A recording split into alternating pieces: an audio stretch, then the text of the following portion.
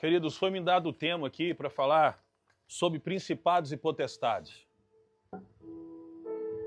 E a primeira coisa que veio no meu espírito foi que, alguns anos atrás, o Senhor me deu uma visão onde as pessoas levantavam de vários lugares da cidade para ir às igrejas. Era como se fosse domingo, 3, 4 horas da tarde. E as pessoas diziam, nossa, eu preciso ir para o culto. E eu via, o Senhor me permitiu ver as pessoas largando os afazeres nas casas e se arrumando. Só que algumas, no meio do caminho, chegava uma visita, alguém pedia uma comida, um filho, uma discussão, aí ia diminuindo. Era como se houvesse 5.000 pessoas e foram diminuindo, 3.000 ficavam em casa. Depois, as que conseguiam sair de casa, uma dificuldade enorme para entrar na lotação, para pegar um carro, um táxi. Era como se dessas 2.000 que saía, 500 conseguia ir próximo à igreja. E foi continuando a visão, e algumas entravam dentro da igreja, e a igreja estava sem uma revelação do Senhor. E ela ficava perdida, e pouquíssimas conseguiam entrar na igreja, e as que conseguiam entrar não sabiam o que estava acontecendo, e era como se algumas igrejas ainda que era do Senhor, mas não tivessem revelação. Foi algo terrível, foi algo agonizante, e veio no meu coração para pedir ou para levantar clamores sobre isso. Na época, eu fiz o máximo possível de divulgação, ainda tínhamos o programa na televisão, nós não conseguimos tanto êxito, mas começamos a levantar vigílias de oração sobre esse propósito. E aquilo me incomodou tanto, eu falei, Senhor, mas parece que é loucura, e não houve tanto crédito nisso. O que aconteceu? De repente uma mulher me liga, agora já não é visão. Eu pego o telefone, uma mulher diz assim, pastor, confirma o endereço da igreja. E eu falo, doutor Pedro Luiz, 639. E ela diz, mas não é possível, porque sempre que eu me arrumo para ir aí, eu não consigo chegar aí. Eu arrumo, eu pego a lotação, não consigo ver a igreja aí. Eu disse, irmã, isso não tem lógica. E de repente uma voz disse assim, sou eu. Nunca tinha acontecido isso comigo. Uma voz começa, eu estou conversando com ela no telefone, um espírito toma ela e diz com aquela voz terrível, sou eu que não permito ela entrar na igreja e xinga aquele nome, tem crianças aqui. Foi algo terrível e eu repreendo o demônio ali no telefone. Quando me disse para falar de principados e potestades, a primeira coisa que me veio para compartilhar com os irmãos foi principados e potestades atuam nas regiões espirituais, sobre governo, sobre os influentes, sobre a literatura, sobre a política, sobre Deus tenha misericórdia de nós não desceremos daqui as mesmas pessoas, nós falamos isso para os outros, mas hoje nós falamos para nós mesmo como pastores, líderes e obreiros. Mas há alguma influência de principados e potestades, até, infelizmente, em alguns meios ministeriais, em algumas igrejas. Então, queridos, em nome do Senhor Jesus Cristo, principados e potestades atuam em regiões espirituais, fazendo com que as pessoas tenham eles não conseguem proibir que as pessoas tenham o desejo de ir, mas eles conseguem fazer com que as pessoas não conseguem sair da casa. Eles não conseguem proibir que as pessoas tenham anseio de procurar o Senhor, mas eles conseguem, de alguma forma, uma briga, como o Senhor me mostrou, uma criança, uma dificuldade, uma demora em alguma coisa, e eles já perderam aquela fé, aquela empolgação. E quando alguns conseguem, foi a visão que o Senhor me deu, muitas das vezes nós nos incluímos agora, nós não temos a revelação do que está acontecendo e qual é a palavra para aquele momento. Eu sei que nós aprendemos no seminário que a maior revelação é a palavra de Deus, mas existe uma revelação dentro da revelação. Existe uma revelação da palavra, do momento, do louvor, da oração, da necessidade específica. Não é só o meu desejo de expulsar demônio e curar os enfermos. Eu tenho que saber em qual cidade eu devo fazer isso, em qual área, em qual tempo. O apóstolo Paulo queria pregar o evangelho, o Senhor disse, não, nessa cidade não, vai para esta outra. Jesus está dizendo, eu vou para Jerusalém, e eles disseram aos discípulos, não, lá você vai morrer, não, porque lá é o meu destino pelo Espírito. Então há uma necessidade de uma revelação dentro da revelação, para nós lutarmos contra principados e potestades e começar a destruir o império das trevas, amém, queridos? Quando eu estava chegando ali, alguém disse, Nossa, eu pensei que tinha pelo menos umas 300 pessoas, 400. Eu até perguntei ao pastor Lucas, eu acho que Sete Lagoas deve ter umas 600, 700 igrejas.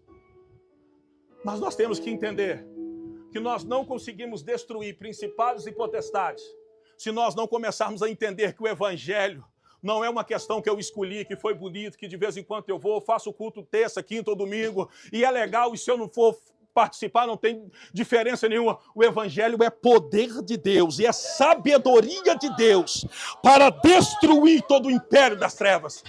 Você sabe melhor do que eu. Nós estamos aqui porque, na verdade, o diabo não luta contra o reino de Deus em si, porque Cristo já triunfou e já os envergonhou e tirou o poder. Mas o diabo luta para que nós, como representantes, como principado e potestade, ele luta para que a nossa mentalidade fique presa numa cultura infernal.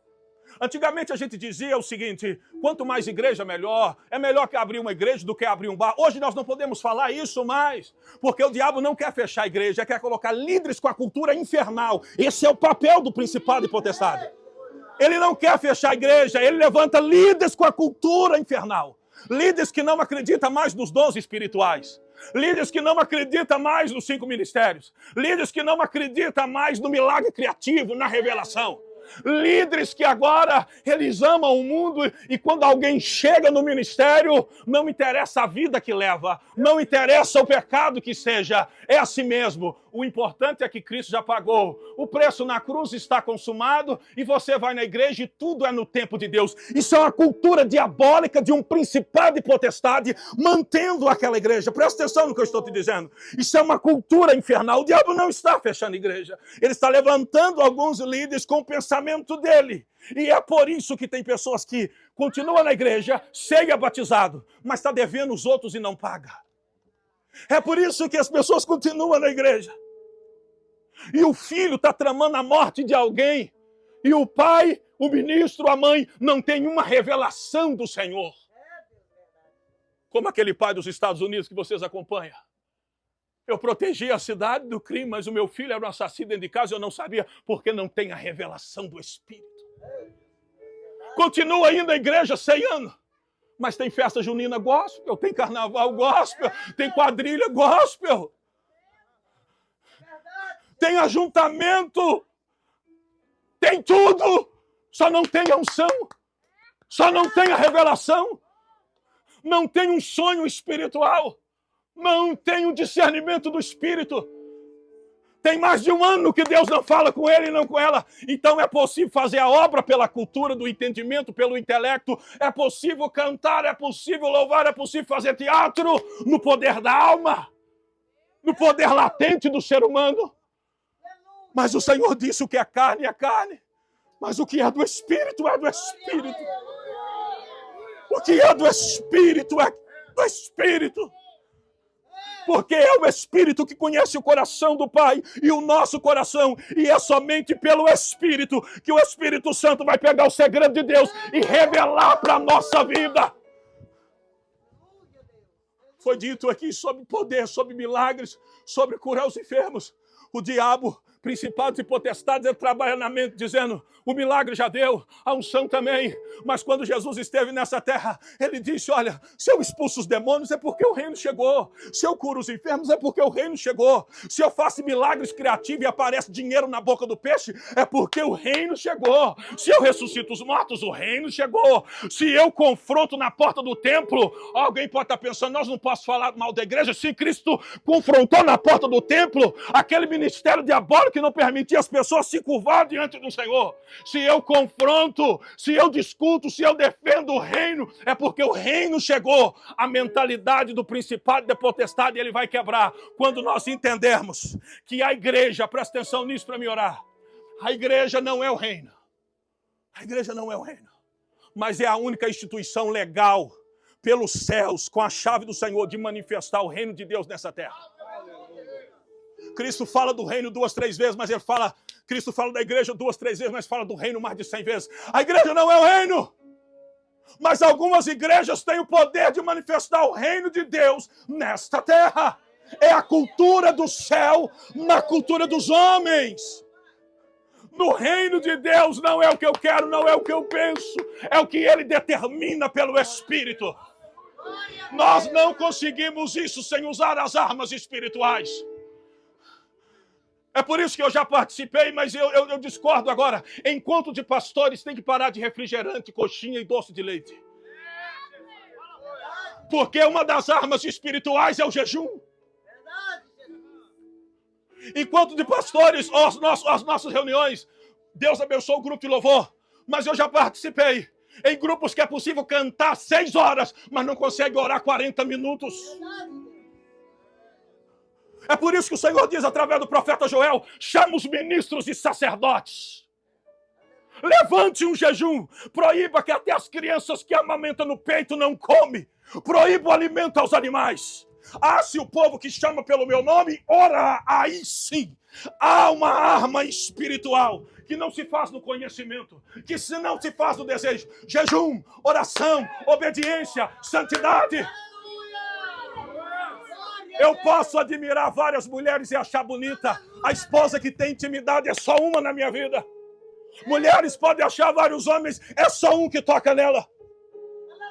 As minhas contas têm que ser pagas. Os meus filhos têm que ser protegidos.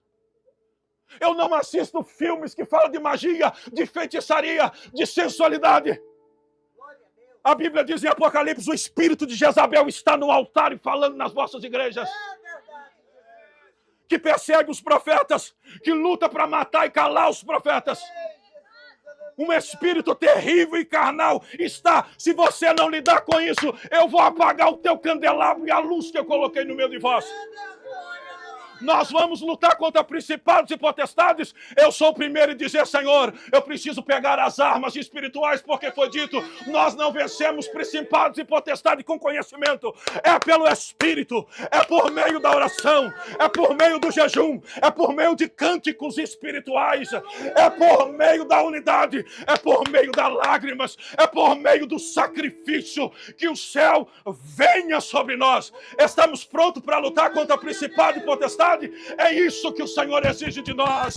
O reino chegou, 5 pães e 2 peixes. O Senhor alimentou 5.000 pessoas. Hoje uma igreja de 5.000 não consegue alimentar 10 famílias se pedir ajuda. Vai falar que não é dizimista, que tem demônio, tem devorador. Jesus alimentou 5, a igreja de 5.000 não sustenta 2 missionários, não sustenta 2 pastores. O reino chegou. Então principados e potestades não pode ter a cultura na nossa mente. Não pode ter a cultura. E eu termino aqui.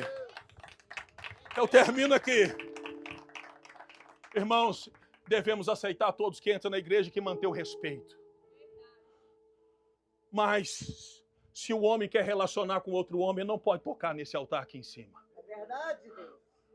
Se a mulher gosta de outra mulher, ela tem que ser amada e tratada. Ela não pode subir aqui, não interessa o tanto que ela canta e o tanto que a voz dela é bonita. Verdade, Jesus. Eu estou cansado de ver homossexuais e lésbicos cantando nos nossos encontros e divulgações terríveis, porque já deram em cima das irmãs da igreja onde eu pastoreio. Eu estou cansado de ver homossexuais que estavam lá no altar e saiu, porque foi para outra igreja próxima. O pastor disse: importante que o pecado já foi consumado. Se você nasceu assim, não tem problema. Nós precisamos entender quem é que nós estamos representando. Porque não adianta chegar aqui e gritar contra principado e potestade.